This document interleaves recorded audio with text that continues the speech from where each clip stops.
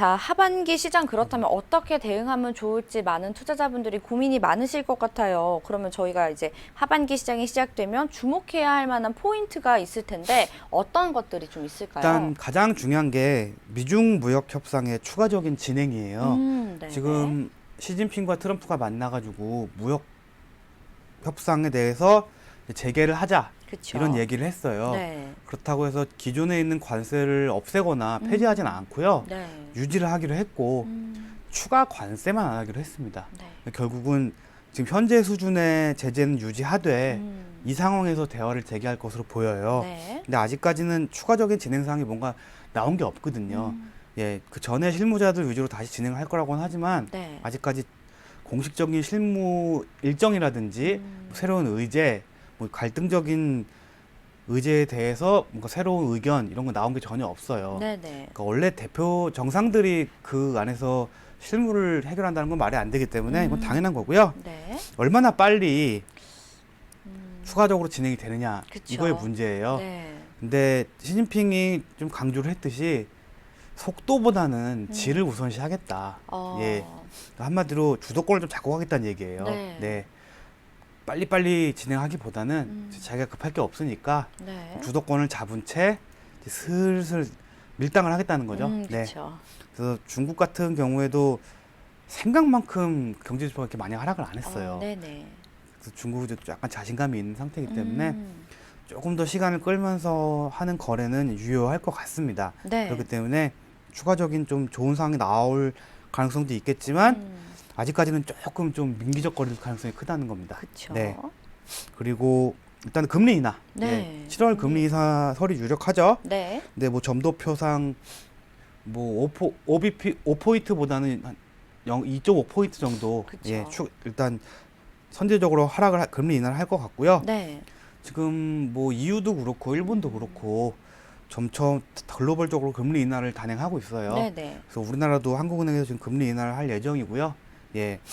그래서 이런 금리 인하가 일어나게 되면은 아무래도 시장에 돈이 좀 생겨나죠. 네, 예. 그렇죠. 그러면서 유동성이 좀 공급되면서 증시로 좀 자금이 몰려드는 그런 효과가 있을 수 있어요. 네네. 근데 아직까지는 조금 금리 인하가 본격적으로 시행이 안 됐기 때문에 아직까지 오늘부터 바로 유동성을 기대하기 힘들어요. 그렇죠. 예. 좀 지켜봐야겠죠. 저도 지인들 분 중에 야 오늘 전화 와가지고 야 너 전문가인데 야 미중 무역 협상 잘 됐고 어떻게 되는 거야? 트럼프 김정은 만났는데 야 네. 증시가 왜 안 올라? 전화가 왔어요. 네네. 그래서 얘기했죠. 이렇게 바로 오르는 거 아니라고. 네, 기다리라고. 네. 네. 왜냐면은 많은 이해관계가 얽혔기 때문에 바로 올라가기 힘들어요. 그만큼 힘들게 내려왔기 때문에 네. 올라가는 것도 그만큼 힘들거다는 거.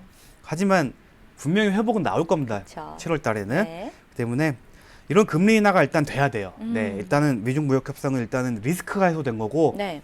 금리 인하는 시장의 호재가 될 수가 있어요. 그렇죠. 때문에 호재를 기다리기 때문에 금리 인하 지금 기다리겠습니다. 네. 예, 그리고 금리 인하가 되면 달러가 약세가 되잖아요. 그렇죠. 그리고 원화가 강세가 될 조건은 아니에요. 근데 달러가 약세가 되면 상대적으로 원화가 강세가 되긴 하죠. 네네. 근데 이런 달러에 관한 원화 약세가 아닌 그 국내 경기 전환에 의한 원화 강세가 필요해요. 네네. 예를 들어 가장 중요한 게 삼성전자 2분기 실적이 좀 호황으로 나왔든가 네. 아니면 디램 반도체 가격 상승이라든가 아니면은 뭐 기타 우리나라를 주도하는 산업들의 좀 신뢰성을 회복하겠다 보면은 네. 원화 강세가 일어나게 되죠. 그럼 달러가 약세되고 원화 강세되면은 그만큼 환율이 차이가 커지잖아요. 그렇죠. 그렇게 되면 또 증시에 긍정적인 영향을 미쳐서 외국인 자금들이 상당히 유입될 수 있습니다. 이런 거를 이제 7월 한 말쯤부터 기대하고 있어요, 저는. 네네. 네. 그리고 한 9월쯤 결정을 찍을 것 같고요. 유가 같은 경우에 지금 이란이랑 미국이랑 계속 싸우고 있잖아요. 네, 그렇죠. 안정적인 유가가 좀 유지될 필요가 있어요. 그래서 네. 제가 적정하게 보는 유가는 한 55불에서 58불 사이예요. 네. 60불 이상으로 넘어가면 조금 그것도 악재가 될 수 있기 때문에 이거는 어떻게 보면 트럼프가 좀 조절하는 것 같아요. 예, 유가가 좀 떨어진다 싶으면 이란 툭툭 치고 유가가 좀 오른다 싶으면 대화할까 이러고. 네네. 그러니까 지금 세계의 키맨이 트럼프입니다. 네. 예. 트럼프의 입에 모두들 주목을 하고 있는 상황이죠. 그래서 유가 같은 경우도 김정은도 트럼프, 봐요. 어제 네. 트럼프가 잠깐 보자 나오잖아요. 그렇죠.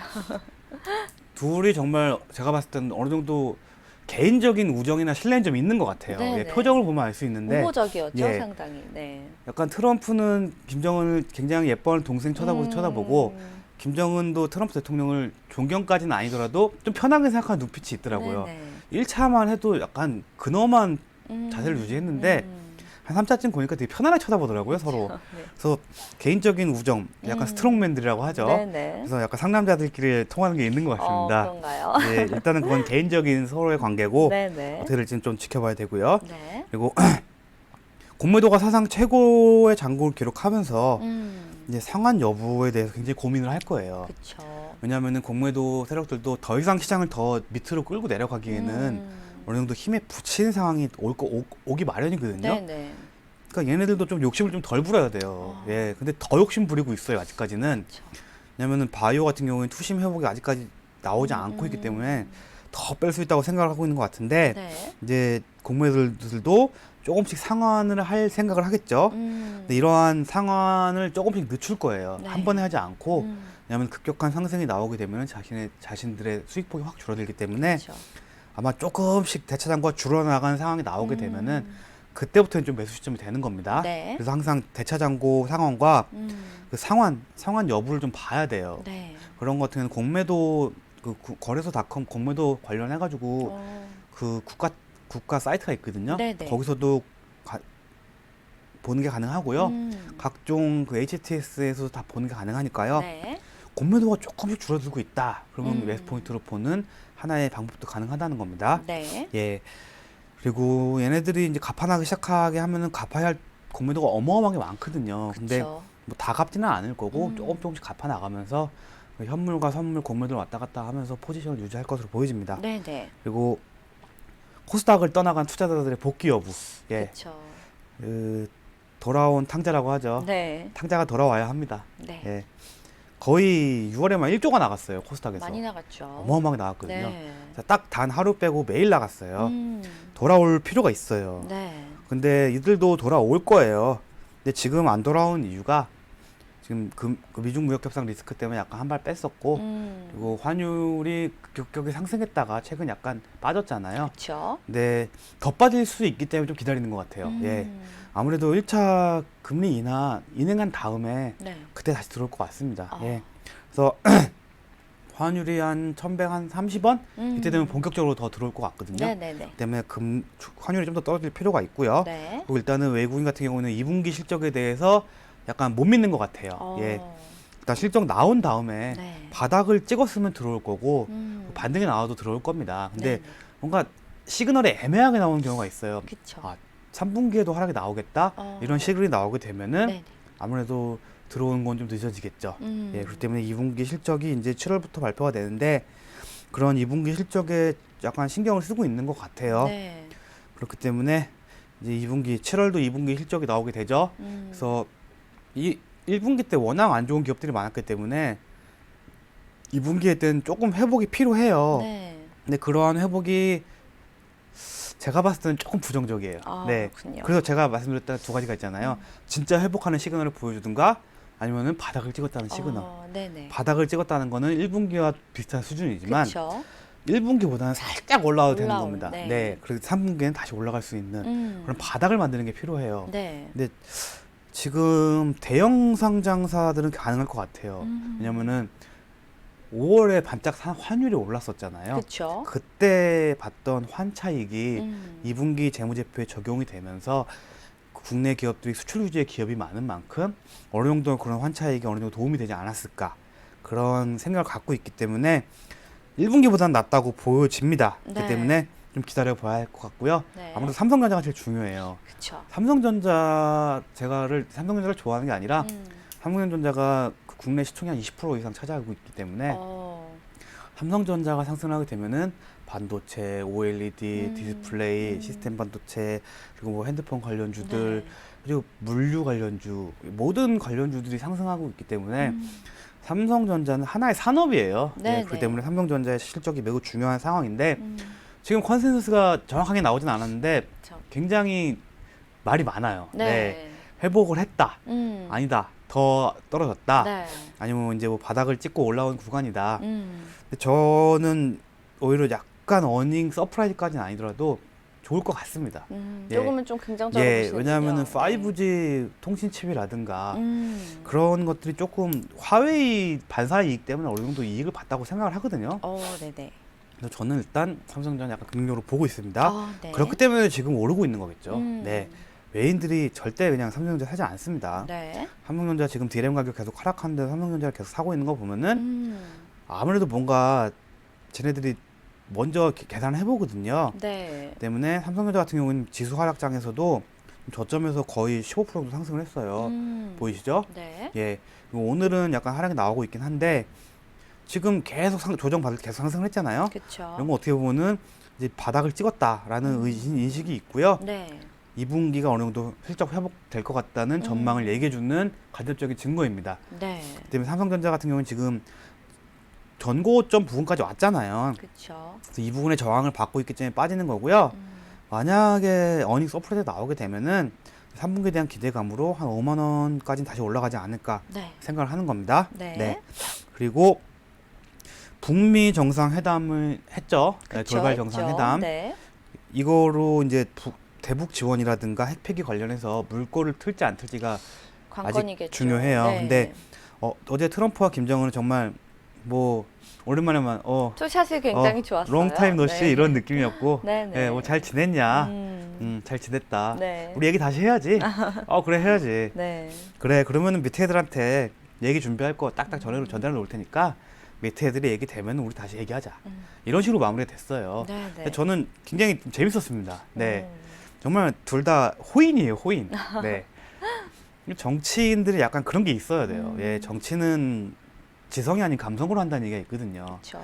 그러한 감성 정치가 실질적인 뭔가 결과물을 내놓지 못했어도 자기를 지지하는 국민들이나 인민들한테 지지를 받기에 굉장히 좋거든요. 그렇죠. 뭔가 선전 정치, 나쁘게 말하면 선전 정치고 좋게 말하면 약간 카리스마가 있다고 보여지는 거죠. 네네. 그 즉흥적인 만남은 약간 군중을 흔들 수 있기 때문에 그래도 아무래도 그 일국의 수장들이 직접적으로 이렇게 DMZ까지 가서 판명해서 만났다는 얘기는 네. 그러니까 서로 대화 의지가 있다는 얘기예요. 그렇죠. 근데 중요한 것은 둘 다 정치적으로 이용한다는 것입니다. 아무래도 체제 유지라든가 트럼프 대통령 같은 경우에는 내년의 대선을 위해서 좀 약간 준비하는 게 있겠죠. 예, 약간 설계를 한다고 하죠. 네네. 예, 각을 재는 거죠. 예, 킬각을 잰다고 하죠. 네. 예, 설계를 하면서 아마 민주당이 좀 치고 나올 때마다 반전 카드로 잡을 거예요. 네. 민주당의 지지율이 막 올라간다거나 자기에 대한 비난이 커지게 되면은 아마 그럴 때마다 북한 이슈를 터트리면서 좀 좋은 얘기 하고 있다. 그럴 수 뭐 있죠. 만날 것이다. 네. 이런 카드로 쓸 가능성이 있습니다. 결국 그런 카드를 써도 미국이 그렇다고 해서 북한 문제에 대해서 해결할 의지가 없는 건 아닙니다. 네네. 그렇기 때문에 내년 하반기에 미국 대선이 있는 만큼 미중 무역 협상 같은 경우에는 올해 말이나 내년 한 초까지는 다 해결을 할 것 같고요. 네. 왜냐면은 협상을 해결하고 되면은 보통 그 시행령이 네. 한 달, 두 달 정도 있다가 개시가 되거든요. 무역 관련해가지고 네. 관세 폐지라든가 다시 때문에 그런 효과가 거시경제에 나타나기 위해서는 적어도 한두 분기 전에 시행을 해야 돼요. 근데 하반기에 있기 때문에 아마 상반기에 어느 정도 마무리할 것 같고요. 대북 문제는 어느 정도 좀 협의를 해놓고 아마 재선 이후까지 끌고 갈 가능성이 매우 큽니다. 네네. 네, 아마 내년까지는 해결 안 할 겁니다. 예, 계속 대화 재개하고 좋은 분위기를 유지하지만 네. 아마 트럼프 2기까지는 끌고 갈 예정으로 보여집니다. 네. 예, 그리고 아마 2기에는 어느 정도 해결을 하려고 하지 않을까. 예, 그런 면을 볼 수 있습니다. 할 수 있겠죠. 그래서 7월에는 워낙 저점을 찍었기 때문에 6월까지는 네, 6월에. 7월에는 그나마 좋은 흐름이 나올 수밖에 없어요. 왜냐면은 바닥을 보였어요, 6월에. 네네. 예, 일단은 해수면이 쫙 빠지고 일단은 댐이 말라가지고 바닥을 보였기 때문에 물이 좀 차길 기다려야 돼요. 네. 비가 좀 오겠죠. 그쵸. 그 비는 외국인들의 재투자가 될 것 같고 비가 오기 위해서는 뭐 구름은 환율이 될 것 같고 네. 예, 그다음에 뭐 여러 가지 조건이 맞으면은 외국인들 좀 들어올 것 같고요. 제가 누누이 말씀드리지만 급격하게 상승이 나오기보다는 네. 회복하는 장. 그동안 빠졌던 종목들 중에서 아직까지 가치가 손상되지 않은 종목들. 네네. 그런 종목들 위주로 상승이 나올 거예요. 근데 상대적으로 펀더멘탈도 좋지 않고 작전을 좀 많이 쳐먹은 종목들, 그런 종목들은 못 올라와요. 네. 그쵸. 그러면서 조금 상승이 나올 것 같고요. 이제 좀 이제 하반기로 갈수록 장이 좀 안 좋아지는 거는 전통적인 전 세계적인 같은 팩트고요. 네. 그렇기 때문에 한 7월부터 9월까지는 좀 지켜봐야 할 필요가 있습니다. 네. 예. 자, 저희 주목해야 할 포인트들에 대해서 조금 짚어주셨습니다. 말씀 잘 들어봤고요. 자,